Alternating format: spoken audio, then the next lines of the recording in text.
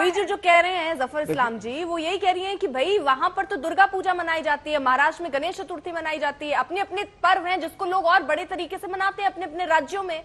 आप लेकर चले गए वहां पर रामनवमी, आप कह रहे हैं मनाइए, अब छुट्टी भी दीजिए। देखिए ऐसा है अर्पिता जी, दो तीन बात समझनी पड़ेगी। पहली बात, ये जो जिन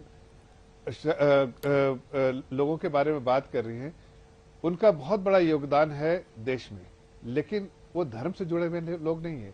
यहाँ धर्म की बात हो रही है कि जो धर्म और आस्था की बात हो रही है, वैसे जो महापुरुष देश में और नहीं, हाँ एक मिनट आपकी बात सुन लीजिए। ऐसे बहुत सारे महापुरुष जो है देश के अलग अलग कोने से हुए हैं, और अगर सबके लिए छुट्टी देनी शुरू कर दी जाए तो देश में किसी दिन भी काम काज नहीं होगा। लेकिन अगर जो धर्म को मानने वाले लोग हैं, नहीं तो आप 6 दिन के बजाय, सुनिए एक मिनट सुनिए, 6 अरे सुन तो लीजिए। आप दुर्गा पूजा में जुड़े हुए हैं, सुनिए तो दुर्गा पूजा अरे जोही जी, तो दुर्गा पूजा में 6 दिन की जगह 5 दिन दीजिए, 1 दिन यहाँ दे दीजिए। ये नेशनल हॉलीडे ना, अब देश में सब संस्थाएं बंद है।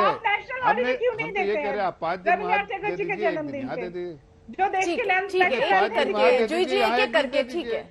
अगर आप अब मेरे साथ दीपक झा भी जुड़ चुके हैं राजनीतिक विश्लेषक के तौर पर, जरा उनका भी एक बार उनकी प्रतिक्रिया भी ले लें। दीपक जी, जिस तरीके से यहाँ रामनवमी की छुट्टी ना होना, धरना रामनवमी के दिन ही देना, और ये कहना कि फंड केंद्र की तरफ से नहीं आ रहा और इसलिए हम धरना दे रहे हैं, और जिस तरीके से बीजेपी वहां पर जुलूस निकाल रही है, 10,000 लोग सड़कों पर पहुंचे हैं, इसको आप कैसे देख रहे हैं? देखिए अर्पिता जी, सबसे बड़ी बात है कि राम नवमी की छुट्टी देना ना देना, मनाना ना मनाना, सबका व्यक्तिगत हो सकता है। भाजपा रामनवमी मनाती है, व्यक्तिगत विषय है सर, व्यक्तिगत है, क्योंकि राम आस्था धर्म भी व्यक्तिगत। सर आप ये कह रहे हैं छुट्टी देना ना देना ये व्यक्तिगत है, यानी सरकार की फैसले नहीं, व्यक्तिगत फैसला है ये, यानी ये ममता बनर्जी अपने आप में तय करेंगी कि उनको क्या करना है? नहीं, मोदी जी तय करेंगे कि उनको क्या करना है, या योगी जी तय करेंगे कि 10 लाख रुपए देना या 1 लाख रुपए देना है। हाँ। ये भी तो राजनीति ना, आप इस पे भी सवाल उठाइए ना। हाँ। बंगाल में दुर्गा अष्टमी के दिन दुर्गा मनाते हैं लोग, तो वहाँ पे छुट्टी रखते हैं। तो क्या पूरे देश में छुट्टी मनाई जाती है? क्या मोदी जी कहते हैं दुर्गा उत्सव के समय छुट्टी मना दो? महाराष्ट्र में गणेश उत्सव होता है तो वहाँ पे छुट्टियां होती है, तो क्या पूरे देश में छुट्टी होती है? ये हमारा देश इतना डाइवर्सिफाइड है, कहीं रमजान मनाते हैं, कहीं दुर्गा पूजा मनाते हैं, कहीं गणेश पूजा मनाते हैं, तो बहुत सारी चीजें हैं। अब आप हर दिन छुट्टी करने लिए बैठ जाइए तो पूरा दिन देश में छुट्टी बन जाएगा, 365 दिन। लेकिन बात यह है कि जफर इस्लाम इसको समझेंगे नहीं। जफर इस्लाम को राजनीति करनी है, इसलिए कि आज राम जी का जन्मदिन है और पूरे देश में हमने रामोत्सव मनाया। अरे भैया, पूरे घर में कंजक खाती हैं, लोग पूजा करते हैं, रामनवमी मनाते हैं, दुर्गाष्टमी मनाते हैं। ठीक है सर, आपकी आवाज चली गई, एक बार फिर से आपको जोड़ेंगे। तो जफर जी, इसमें जल्दी से आपकी एक छोटी सी प्रतिक्रिया, फिर अजय आलोक जी के पास भी और मंडल जी के पास भी जाना है। वो कह रहे हैं हर जगह का अपना कल्चर है, भारत तो ऐसा ही है ना, हर जगह का अपने अपने कल्चर, आप क्यों किसी अलग जगह जाके दूसरे कल्चर को कह रहे हैं करो?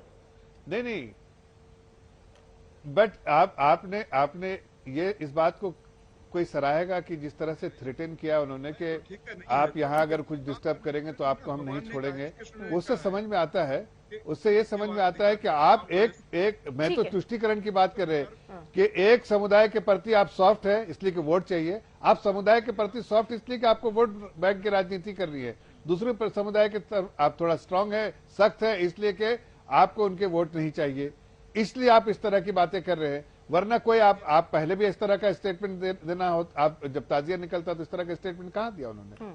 तो समझ में तो आता है ना कि आप अगर लॉ एंड ऑर्डर को मेंटेन करना चाहते तो लॉ एंड ऑर्डर का के जरिए के लिए इस तरह के स्टेटमेंट नहीं दिए जाते हैं। किसी पॉलिटिकल चीफ मिनिस्टर को इस तरह के स्टेटमेंट से आप स्टेटमेंट नहीं सुनते। ठीक है, मंडल जी कुछ कहना चाह रहे हैं कि भाई आप लॉ एंड ऑर्डर मेंटेन करें, तो समझ में आता है। ठीक है जफर इस्लाम जी। मंडल जी, एक सेकंड, मेरा एक सवाल भी है, इसमें जोड़ लीजिए और सर भी जवाब दीजिएगा। ममता बनर्जी संवैधानिक पद पर है, मुख्यमंत्री हैं, उनको ऐसा धरना देना शोभा देता है या करना चाहिए आपकी रगज में? देश की प्राइम मिनिस्टर भी एक संविधान के पद में है, वो अगर हमारा पैसा ब्लॉक करे, हम लोगों को इंसल्ट करे, बंगाल को सिलेक्टिवली इंसल्ट करे, तो हम क्या करें? नहीं, इंसल्ट कैसे हुआ मुझे ये समझा दीजिए थोड़ा। 10 चिट्ठी बंगाल सरकार ने लिखी है केंद्रीय सरकार को कि पैसा दो, 1,20,000 करोड़ जो हम ठीक लोग है, एक ट्वीट में आपको बता देती हूँ केंद्र की तरफ से। एक सेकेंड, आपने इसका कहा कि अन्याय हुआ, वो कह रहे हैं हक से ज्यादा हिस्सा पश्चिम बंगाल को मिलता है। कुल टैक्स में 4.4% का ही बंगाल का योगदान है और केंद्र से 7.5% हिस्सा पश्चिम बंगाल को मिलता है, यानी योगदान से 130% अधिक बंगाल को मिला है। फिर आप ये कैसे कह रहे हैं कि नाइंसाफी हो रही है? आपको शायद पता नहीं है, चीफ मिनिस्टर मीट करके तीन बार प्राइम मिनिस्टर साक्षात किए और बोला कि यही पैसा हम लोगों को चाहिए। पार्लियामेंट में भी बात हुआ, उसके बाद कुछ पैसा निकल के आया। ये लोग अभी टीम भेज रहे हैं, इसका मतलब है इसको डिले करो डेवलपमेंट, क्योंकि 24 में इलेक्शन है, अभी पंचायत इलेक्शन है। डेवलपमेंट अगर नहीं होगा तो हम दिखाएंगे टीएमसी को नीचा। उनके यहाँ का जो लीडर क्या बोले, हम लोग एकदम बिल्कुल डेलिबरेटली ये पैसा ब्लॉक कर रहे हैं। शुभेंदु अधिकारी हर रोज बोलते हैं पैसा नहीं देंगे, कैसे काम करे ये लोग, देखा है ये लोग एंटी बंगाल है, ये बंगाल को हेट करते हैं, बंगाल को ये लोग बिल्कुल पसंद नहीं करते, इसीलिए पैसा हम लोगों को नहीं देते। तो हम क्या करें? धरना हम लोगों का कॉन्स्टिट्यूशनल राइट है।